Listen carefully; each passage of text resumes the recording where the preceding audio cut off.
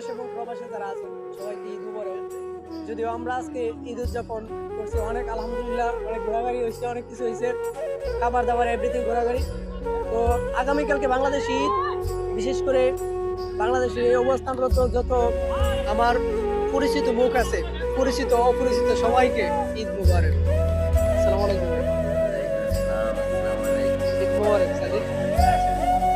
আচ্ছা, আমি একজন ভাইয়ের সাথে কথা বলতেছি। এই ভাইয়ের সাথে আমার এই পার্কে দেখা হয়েছে এট ফার্স্ট। এই ভাইয়ের সাথে আমার আগে কখনো পরিচিত না, কথা হয় নাই। তো বাহিরে ভাই, আপনার নাম কি? আচ্ছা, বাহিরে আসছেন কত বছর? 4.5 বছর। আলহামদুলিল্লাহ।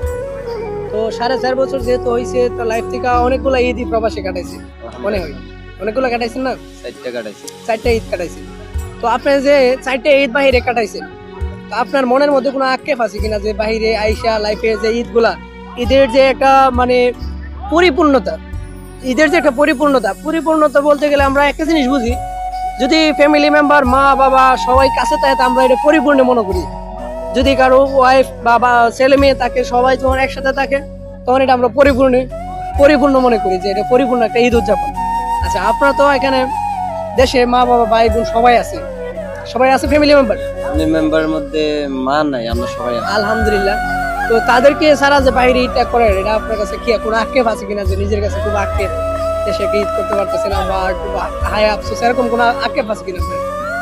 আক্ষেপ বলতে সব প্রবাসী কিছু না কিছু আক্ষেপ থাকে, শুধু আমি বলতে নয়, আপনারও আছে বা একটা চাহিদা আছে। তো জীবনের তাগিদে, টাকা পয়সার তাগিদে, ফ্যামিলি সুখে রাখার তাগিদে আমরা অবশ্যই ওইটাকে বিসর্জন দিতে পারি। তো ওইটাকে বিসর্জন দিয়ে আলহামদুলিল্লাহ নিজেকে হ্যাপি রাখাটা, আলহামদুলিল্লাহ বলাটা আমি মনে করি সবচেয়ে বেটার। কেননা নিজেকে ম্যাচিউর করতে হবো, নিজের ফ্যামিলিকে ভালো রাখতে হবো। যদি ফ্যামিলি ভালো থাকে আলহামদুলিল্লাহ আমি অনেক অনেক খুশি। আমার যদি কিছু থেকে আমার ফ্যামিলি সুখী হয়, ভালো হয়, ভালো চলতে পারে, আলহামদুলিল্লাহ ওইটা নিয়ে কোনো আমার আক্ষেপ নাই। আমার ঈদ করতে পারি নাই, আমাকে দিয়ে আমার ফ্যামিলি যদি ভালো চলে, ওইটা আমি হাজার হাজার আল্লাহর কাছে আলহামদুলিল্লাহ হাজার হাজার শুকরিয়া আদায় করতেছি। ঈদগুলো আমার প্রবাসে কাটতেছে, আমি নিজেকে রিল্যাক্স রাখার চেষ্টা দিতেছি, টেনশন মুক্ত রাখার চেষ্টা দিতেছি। আমি মনে করি আমার এই দূর প্রবাসে যারা সাদিক আছে, ভাই আছে, আত্মীয় স্বজন আছে, তাদেরকে নিয়ে আমার ফ্যামিলি গড়ার চেষ্টা দিয়া, এই নিয়ে আমার অতটা থাকলো এখন নিজের পরিস্থিতি বুঝি নেই। আচ্ছা, আপনি যে কথাটা বলছেন সত্যি, এটা কিন্তু আপনি একজন ওমর ফারুক, শুধু একজন ওমর ফারুকের কথা না, এটা আমি মনে করি শত শত প্রবাসীর মনের কথা, যে নিজে একটু ত্যাগ করলেও ফ্যামিলিকে একটু সুখ দেওয়া। আলহামদুলিল্লাহ। ঠিক আছে।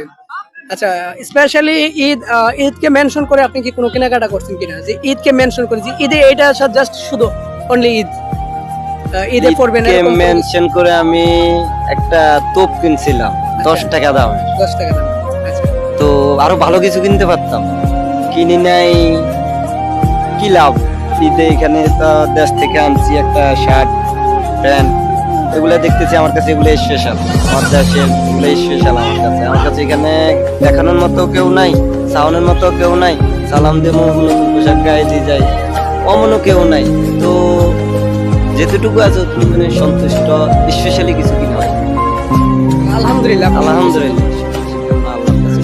ফ্যামিলির জন্য কি টাকা পয়সা দিয়েছিলেন ঈদ উপলক্ষে, এবং ফ্যামিলি আপনার পরিবারকে টাকা পয়সা দেওয়া হয়েছে? হ্যাঁ, ফ্যামিলির জন্য, আমার ছেলের জন্য দেওয়া হয়েছে, আমার ওয়াইফের জন্য দেওয়া হয়েছে, আমার ছোট ভাইদের জন্য দেওয়া হয়েছে, শুধু আমার বাবার জন্য দেওয়া হয়নি। আলহামদুলিল্লাহ। আচ্ছা, আরেকটা কোয়েশ্চেন আপনার, একদম খুব সহজ একটা কোয়েশ্চেন।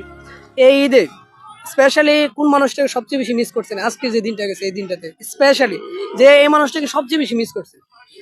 স্পেশালি দিনটা আমার মায়ের জন্য আমার অনেক মনটা অনেক ছটফট করতেছে।